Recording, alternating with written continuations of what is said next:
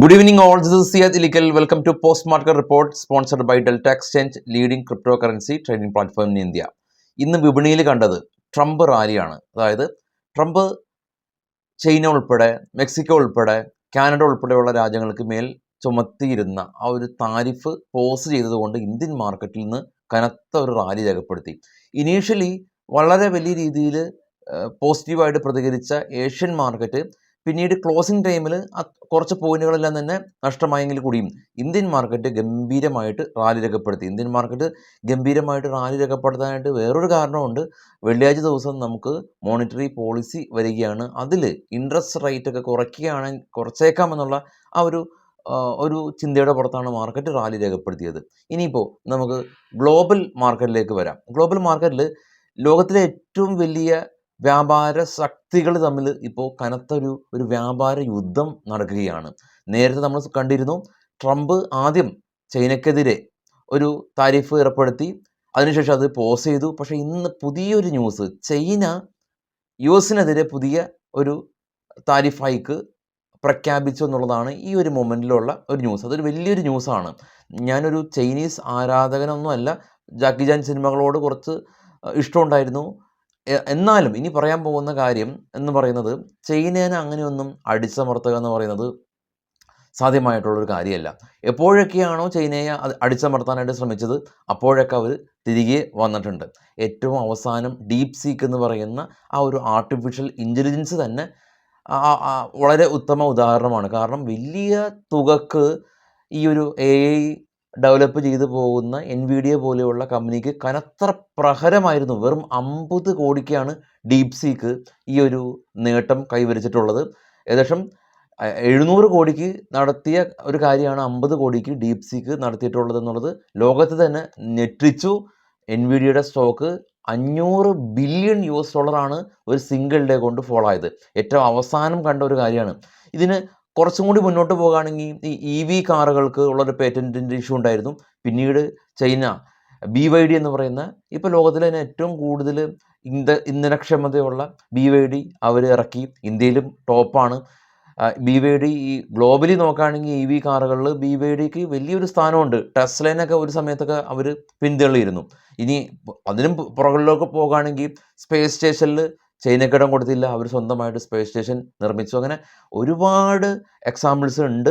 അപ്പോൾ ഇപ്പോൾ അത് എത്തി നിൽക്കുന്നത് ഈ ഒരു വ്യാപാര യുദ്ധമാണ് ലോകത്തിലെ ഏറ്റവും വലിയ രണ്ട് രാജ്യങ്ങളും തമ്മിൽ.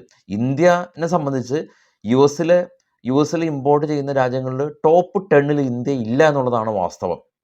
അതുകൊണ്ട് ഇന്ത്യക്ക് പ്രശ്നം ഉണ്ടാകില്ല എന്നല്ല, ഇന്ത്യ എക്സ്പോർട്ട് ചെയ്യുന്നുണ്ട്.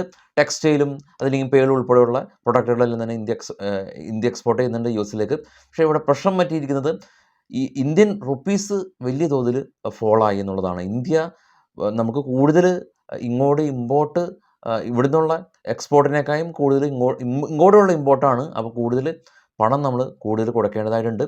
ചുരുക്കം IT സെക്ടറിന് ഇത് ഗുണകരമായേക്കാം. US-ൽ ഡോളർ സ്ട്രോങ് ആകുന്നത്, അത് മാറ്റി നിർത്തി കഴിഞ്ഞാൽ ഇന്ത്യൻ റുപ്പീസ് വളരെയധികം ഫോളോ ആണ്. US ഡോളർ സ്ട്രോങ് ആകുകയാണ്. ഇതാണ് ഇപ്പോൾ ഉള്ള ഗ്ലോബൽ അപ്ഡേറ്റ് ഉള്ളത്. ഇനി നമുക്ക് നമ്മുടെ മാർക്കറ്റിലേക്ക് തിരികെ എത്താം. നമ്മുടെ മാർക്കറ്റിൽ നമ്മൾ കണ്ടത് സെൻസെക്സ് നിഫ്റ്റി എല്ലാം തന്നെ 2% റാലി. BSE കമ്പനീസ് 5 ലക്ഷം മാർക്കറ്റ് ക്യാപ്പ് ആഡ് ചെയ്തു. നോൺ ഫിനാൻഷ്യൽ ബാങ്കിങ് കമ്പനീസ് ഇന്നും ശ്രീറാം ഫിനാൻസ് ഉൾപ്പെടെയുള്ള കമ്പനീസ് വീണ്ടും ബൈയിങ് കണ്ടു. കല്യാൺ ജ്വല്ലേഴ്സ് കനത്ത ബൈയിങ് കണ്ടു, 15% റാലി. അപ്പോൾ കല്യാണിലൊക്കെ പെട്ടുപോയ ആളുകളെ സംബന്ധിച്ച് ഇന്നൊരു നല്ല ദിവസമാണ്. പെട്ടുപോയ കാര്യം പറയുമ്പോഴാണ് നമുക്ക് എപ്പോഴും കമൻറ്റ് വരാറുള്ളൊരു കമ്പനിയാണ് കഫേ കോഫിയുടെ. നമുക്കറിയാം, ഇപ്പോൾ ട്രേഡ് സസ്പെൻഡാണ്. എല്ലാ ആഴ്ചയിലും തിങ്കളാഴ്ച ദിവസം ഇത് ട്രേഡ് എനേബിൾ ആവും. ആ ഒരു സമയത്ത് സെല്ല് ചെയ്യാൻ ആരെങ്കിലും ഉണ്ടെങ്കിൽ മാത്രം, ബൈ ചെയ്യാൻ ആരെങ്കിലും ഉണ്ടെങ്കിൽ മാത്രം നമുക്ക് സെല്ല് ചെയ്യാൻ പറ്റും. അപ്പോൾ അത് ട്രേഡിംഗ് സസ്പെൻഡ് ആയത് മന്ത്ലി 4 തവണ മാത്രമാണ് കഫേ കോഫിയുടെ ട്രേഡ് എലിജിബിൾ ആക്കുകയുള്ളൂ. ഇതായിട്ട് ബന്ധപ്പെട്ടിട്ടുള്ള നമുക്ക് കമൻറ്റ് ചെയ്യാൻ പറ്റില്ല. അത് NSE ഒക്കെ തീരുമാനം എടുത്തതിന് ശേഷമാണ് ഷെയർ ഹോൾഡേഴ്സിനുള്ള കാര്യങ്ങളൊക്കെ ബാക്കി തീരുമാനം എടുക്കുകയുള്ളൂ. അപ്പോൾ സ്ഥിരം ഒരു സുഹൃത്ത് കമൻറ്റ് ചെയ്തുകൊണ്ടാണ് കഫേ കോഫിയുടെ നമ്മളത് മെൻഷൻ ചെയ്തിട്ടുള്ളത്. ഇനി നമുക്ക് നേരെ നിഫ്റ്റിയുടെ ചാർട്ടിലേക്കൊക്കെ പോകാം. നിഫ്റ്റിയുടെ ചാർട്ട് കാണാം.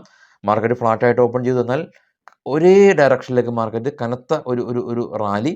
ഫ്ലാറ്റ് ആയിട്ടല്ല, ഗ്യാപ്പ് അപ്പിൽ സ്ലൈറ്റ്ലി ഗ്യാപ്പ് അപ്പ് ഉണ്ടായിരുന്നു. ഇൻട്രാഡേ ലോയിൽ നിന്ന് 341 പോയിന്റിൻ്റെ റാലി ഇന്ന് നിഫ്റ്റി ലഭിച്ചു.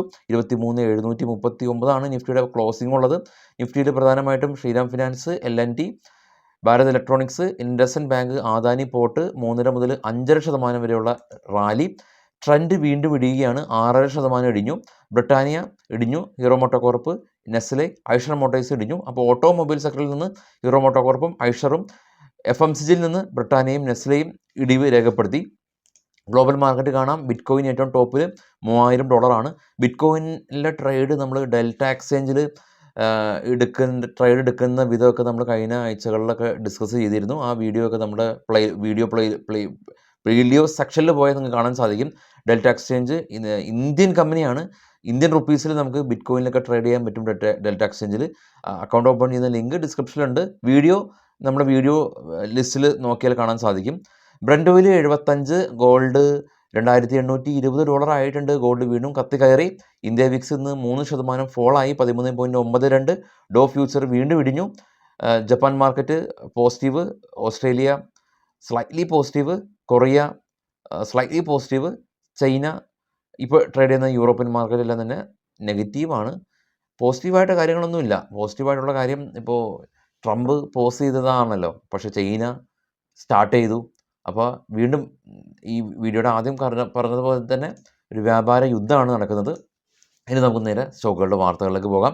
നമ്മുടെ ചാനൽ നിങ്ങളുടെ ട്രേഡിംഗ് സുഹൃത്തുക്കൾക്ക് ഷെയർ ചെയ്ത് കൊടുക്കാൻ മറക്കരുത്. സ്റ്റോക്കുകളുടെ വാർത്തകളിലേക്ക് പോകുമ്പോൾ ആദ്യം ഏഷ്യൻ പെയിൻ്റ് ആണ്. നെറ്റ് പ്രോഫിറ്റ് 23% ഇടിഞ്ഞ് 1111 കോടി രൂപ. ഇതവണ 23% ഇടിവ്. NSE കമ്പനി നെറ്റ് പ്രോഫിറ്റ് 22% ഉയർന്ന് 3834 കോടി രൂപ കരസ്ഥമാക്കി. പക്ഷേ NSE നമുക്കറിയാം ഡെയിലി എക്സ്പയറീസ് ഇല്ല. സ്വാഭാവികമായിട്ട് ഇവരുടെ റവന്യൂ ഇനി അടുത്ത ക്വാർട്ടറിലൊക്കെ കുറയാനുള്ള സാധ്യതകൾ ഏറെയാണ്. പേടിഎം കമ്പനി ബ്രൊസ്റ്റിൻ എന്ന് പറയുന്ന ബ്രോക്കറിംഗ് സ്ഥാപനം അപ്ഗ്രേഡ് ചെയ്തു. മുത്തൂറ്റ് ഫിൻകോർപ്പ് 400 CRൻ്റെ നോൺ കൺവെർട്ടബിൾ ഡിബെഞ്ചേഴ്സ് ഇഷ്യൂ ചെയ്തിട്ടുണ്ട്. എന്താ നോൺ കൺവെർട്ടബിൾ ഡിബെഞ്ചേഴ്സ്? ഷെയർ ആയിട്ട് കൺവേർട്ട് ചെയ്യാൻ പറ്റില്ല, പക്ഷേ നമുക്ക് വാങ്ങിച്ചാൽ ഇവർ നമുക്ക് ഇൻട്രസ്റ്റ് തരും. അപ്പോൾ പൈസ സ്റ്റോക്ക് മാർക്കറ്റിൽ നിന്ന് കിട്ടും പോലെ തന്നെ കിട്ടുന്ന ഒരു മെത്തേഡാണ് നോൺ കൺവെർട്ടബിൾ ഡിബെഞ്ചേഴ്സ് അക്യൂർ ചെയ്യുന്നത്. ബ്രിഗേഡ് കമ്പനി ഇവരുടെ പുതിയ ഹോട്ടൽ വെഞ്ചറിൻ്റെ IPO സെബി അപ്രൂവ് ചെയ്തു.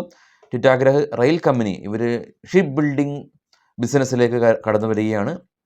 L&T കമ്പനി മിഡിൽ ഈസ്റ്റിൽ നിന്ന് 10,000 കോടി രൂപയുടെ ഓർഡർ കിട്ടി. Tata power company net profit 10% ഉയർന്നു. ഇവരുടെ ബിസിനസ് ഭൂട്ടാനിലൊക്കെ എക്സ്പാൻഡ് ചെയ്യാനായിട്ട് കമ്പനി തീരുമാനിച്ചു. JK tyre company net profit 77% ഇടിഞ്ഞു. 220 കോടി രൂപയിൽ നിന്ന് 52 കോടി രൂപയിലേക്ക് പ്രോഫിറ്റ് ചുരുങ്ങി. ആഫിൽ ഇന്ത്യ നെറ്റ് പ്രോഫിറ്റ് അല്ല, ഇവരുടെ പ്രൊഡക്റ്റിന് പുതിയ പേറ്റൻറ്റ് ലഭിച്ചു. വേൾപൂൾ കമ്പനി നെറ്റ് പ്രോഫിറ്റ് 28 CRൽ നിന്ന് 44 CRലേക്ക് ഫോൾ ആയിട്ടുണ്ട്. ഇനി രാഷ്ട്രീയ കെമിക്കൽ കമ്പനി നെറ്റ് പ്രോഫിറ്റ്